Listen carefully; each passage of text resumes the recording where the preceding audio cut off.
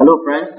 So we talked about the law of demand that states that as price increases, quantity demanded decreases, and as price decreases, quantity demanded increases, ceteris paribus. Now I want to look at exceptions to the law of demand. What might not make the law of demand really work? So for the law of demand to work, we assume that these things are not at play. The first is ignorance. Associating high price with quality. So we are assuming that consumers do not associate high price with quality. If that is done, when price is high, people will demand more because they will think that the commodity is of high quality. The next is prestigious goods. There are some goods, they are very expensive, but then you would want to always buy them because it gives you some prestige. So the higher the price, the higher the demand. We cancel this also out so that the law of demand can work. And given goods or inferior goods, there are some goods when you start getting money or when your income increases, you decrease your demand for them. I know there are some food you used to eat when you were poor, but when you get more money, you stop eating such foods. Those are called given or inferior goods. They are called inferior goods. Yes. So these given or inferior goods, a given good is an extreme form of inferior good.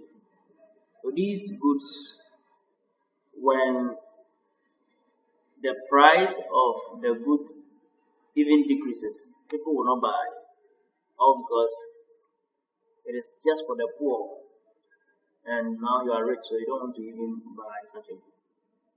And the next is speculative effect. When you anticipate that price will increase, you buy more, though the price has not increased. So by that, the law of demand is violated. Price has not changed, but you are buying more. So you're assuming that there is no speculation. Fear of shortage. When you are afraid that the good or the service will be in short supply, you buy more now and keep them so that when it is in short supply, you will not be found wanting. Your buying more was not precipitated by a change in price. So by that, the law of demand is violated. And also necessities. Yeah, there are some goods you need them to survive. So even if the price increases, you still buy the goods. We are assuming that all these are not at play, so that the law of demand can be kept unviolated. So all these are exceptions to the law of demand. Some situations and circumstances that violate the law of demand or makes it unworkable. The next thing we want to talk about is demand schedule. A demand schedule is a table that shows a range of prices for a good or a service and the quantity demanded at each price. That is a demand schedule. A demand schedule is a table. The difference between a demand schedule and a demand curve is that a demand curve is a diagram or a graphical representation of the relationship between the price, the various prices, and the various quantity demanded of a good. The demand schedule is the same thing, only that it is a table. For a demand schedule, we have two types. We have the individual demand schedule. That is demand schedule of an individual, of a person, one person. And the market demand schedule is a summation of all individual demand schedules in the market. So this is a typical example of a demand schedule. We have a table like this. We have our price and we have our quantity. Now let's look at the relationship between price and quantity. When the price is 1, as low as 1, quantity demanded is very high, 80. What if the price increases from 1 to 2 cedis? Quantity demanded decreases. So as price increases, quantity demanded decreases. Or as price decreases, say from 7 to 6. At 7, quantity demanded was 9. It has decreased from 7 to 6. Quantity demanded increases. Because when price decreases, the commodity becomes cheap. Why don't we buy more then? That is how it works. Right. So let's look at some important types of demand worth noting. The first type we want to look at is joint demand. Joint demand. This happens when several items are demanded for one particular purpose.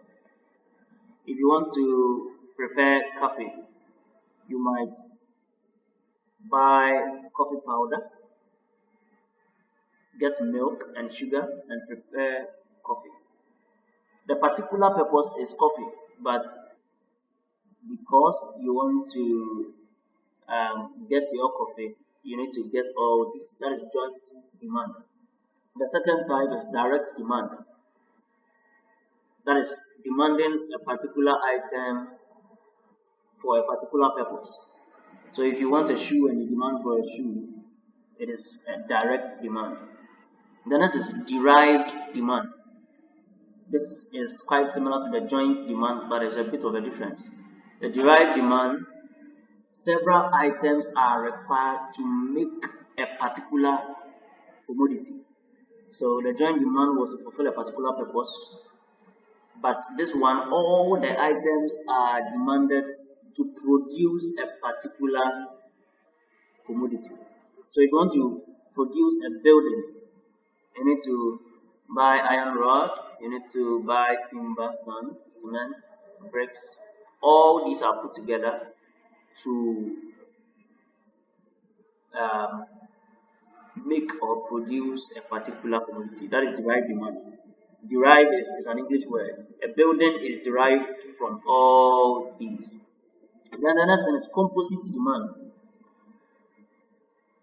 This is demanding an item that can fulfill several purposes or can be used in several ways. So if you have milk, milk can be used for tea, coffee. Milk can be used as butter. Milk can be used for sweets. Milk can be used for butter, cheese, curd. Milk can be used for sweets. I don't know if you've taken any toffee that was produced from milk before. Milk can be used directly. You can just consume milk straight. So it is composite demand. Composite demand. Right. So let's look at some properties of demand. Shifts or changes in demand. Shifts or changes in demand. There are some points the price can be constant, but what will happen? There are some points the price can be constant, but what will happen is demand will change, will increase or decrease. In that case, it is not a change in quantity demanded. It is called change in demand, or you can call it a shift in demand. So price can be 10, but demand shifts from 5 to 7 or from 5 to 4. From 5 to 4 is called decrease in demand, and from 5 to 7 is called increase in demand. So change in demand. It is obvious that this change in demand was not precipitated by a change in price. Okay, so let's look at this. For a change in demand, it is not caused by a change in price, but it is caused by a change in other factors that affect demand other than price of the commodity. Such factors include prices of related commodities, like the substitutes, the complement, probably the taste and preference of consumers, also probably income. Remember when we were talking about inferior goods, when your income increases, there are some particular commodities you stop consuming them, though the price has not changed. Probably expectation, population. When population increases, what happens? There is increase in demand. So, for a change in demand, the whole demand curve may shift to a new position. When it shifts to the left, it is contracting. When it shifts to the right, it is expanding. Let's hold on here and continue in the next slide.